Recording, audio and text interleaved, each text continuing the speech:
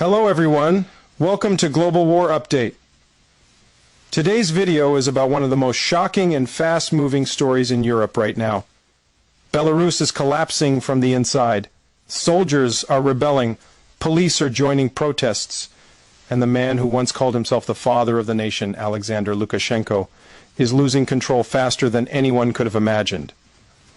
For years, Belarus was known as Europe's last dictatorship, a place where people feared to speak, where elections were fake, and where the government ruled through force.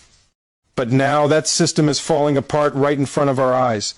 The question everyone is asking is simple: who's in charge now? For 3 decades, Lukashenko's power seemed unshakable. Since 1994, he ruled Belarus with an iron fist, building a network of loyal security forces, secret police, and state-controlled media. He silenced opposition leaders, jailed journalists, and crushed protest with brutal force. Yet, after all these years of control, the one thing he could never control was the people's desire for freedom. And now that desire has exploded across the country. What started as small protests over corruption and food shortages has turned into a full-blown rebellion involving soldiers, police, and civilians standing side by side against the regime. According to local reports, the rebellion began when Lukashenko ordered troops to open fire on protesters in the city of Hrodna. But this time, something unexpected happened. The soldiers refused. Instead of shooting, many lowered their weapons and began marching with the crowds. Videos spread rapidly across social media showing soldiers removing their insignia and chanting "Freedom for Belarus" alongside thousands of civilians. It was the moment that changed everything. The walls of fear that had protected the regime for decades suddenly cracked wide open. Within hours, the movement spread to other cities: Minsk, Brest, and Gomel. Police stations were abandoned, officers resigned, and even some elite units declared they would no longer follow the president's orders. As night fell, the country descended into chaos. Government buildings were surrounded by protesters, and the once powerful security forces vanished from the streets. In some regions, citizens began forming their own committees to maintain order, saying they could no longer trust the state. Across social media, videos showed scenes that looked more like revolution than protest. Burning government cars, civilians waving the old white, red, white flag of independent Belarus, and soldiers standing guard beside them. Inside the presidential palace, Lukashenko reportedly called an emergency meeting with his remaining loyal generals.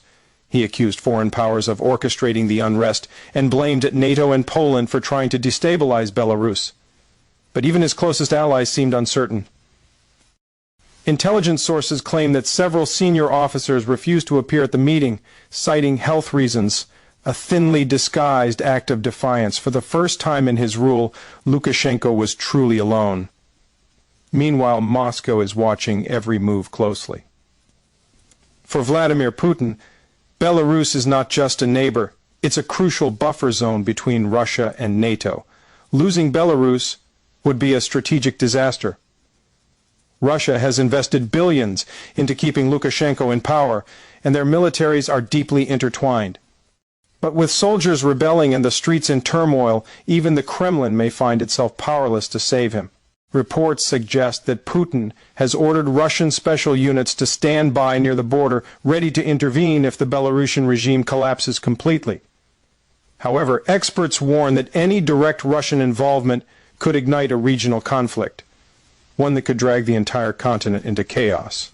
As the rebellion spreads, the economic situation in Belarus is worsening fast. Banks are closing, fuel prices are skyrocketing, and thousands of citizens are fleeing to Poland and Lithuania seeking safety. The Belarusian ruble has collapsed in value, and international sanctions are tightening by the day. The once tightly controlled state media is falling apart too. Journalists are quitting live on air, calling for Lukashenko's resignation. Even some of the state TV channels have switched to broadcasting independent coverage for the first time in decades.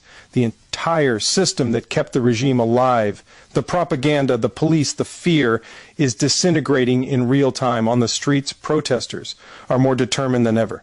They're waving signs that say, "Enough is enough and no more dictators." Many of them are young. The new generation that grew up with the internet and social media, not with fear, they've seen freedom in neighboring countries, and they want it too. Across Minsk, crowds chant the name of imprisoned opposition leader Sviatlana Tsikhanouskaya, calling her the true president of Belarus. She, speaking from exile in Lithuania, has urged the army and police to protect the people instead of fighting them, and incredibly, many are listening. What's most remarkable about this uprising is how fast the military has fractured. Multiple army units have declared neutrality, refusing to support either side. Others have joined the protesters outright. In one viral clip, a battalion commander told his troops, "We swore an oath to the people, not to a dictator." That single line has become a rallying cry across the nation. Police officers, too, are switching sides in growing numbers. Some are even handing over their weapons to civilians, saying they no longer wish to fight their own families. It's a level of defection unseen in Belarusian history, and it signals the possible end of Lukashenko's rule. At the same time, the information war is raging. The government has tried to shut down the internet, but protesters have switched to encrypted apps and satellite links. Drone footage of demonstrations is spreading worldwide, showing massive crowds filling entire city squares. International media outlets have called it one of the largest uprisings in modern European history. Western governments are closely monitoring the crisis. The European Union has condemned the violence and called for new elections. NATO, while cautious, has placed its forces in Poland and the Baltic states on alert in case the unrest spills across the border.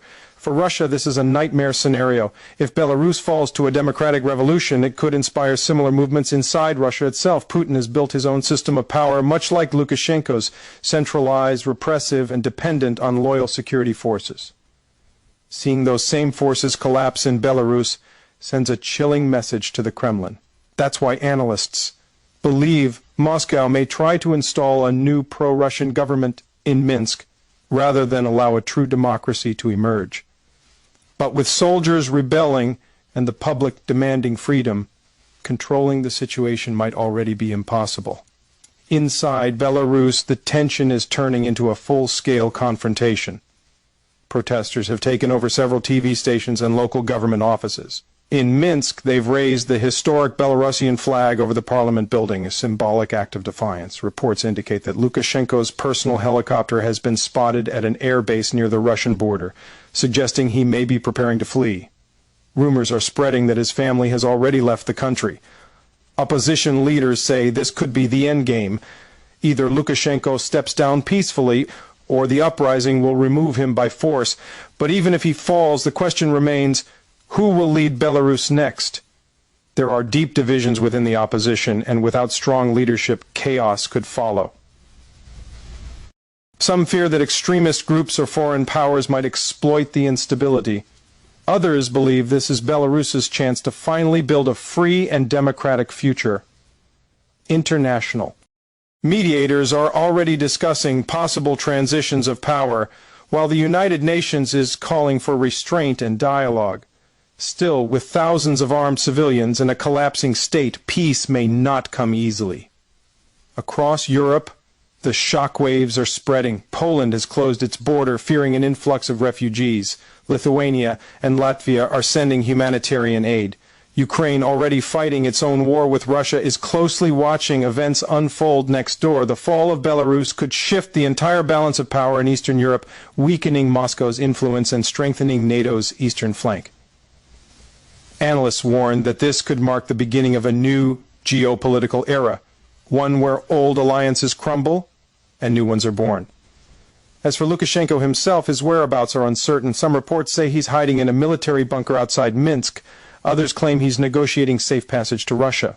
His few remaining loyalists insist he will never surrender, but even they must realize the truth. The people of Belarus have risen, and they're not going back. For the first time in 30 years, the dictator's voice no longer commands fear, it commands resistance. By now, the streets of Minsk are filled with thousands waving flags and singing songs of freedom. What was once unthinkable is now happening. A dictator's regime collapsing live in front of the world. Whether this ends in democracy, civil war, or Russian intervention remains to be seen, but one thing is certain, Belarus will never be the same again. So who's in charge now? That question may not have an answer yet, but one thing is clear: it's no longer Lukashenko. The people of Belarus have taken back their destiny, and the entire world is watching. Thank you for watching Global War Update. If you want to stay informed about what's happening in Belarus, Russia, Ukraine, and the rest of the world, make sure to like this video, subscribe to the channel, and hit the bell icon so you never miss an update. This story is still unfolding, and we'll be here to cover every new development. Stay tuned, and see you in the next video.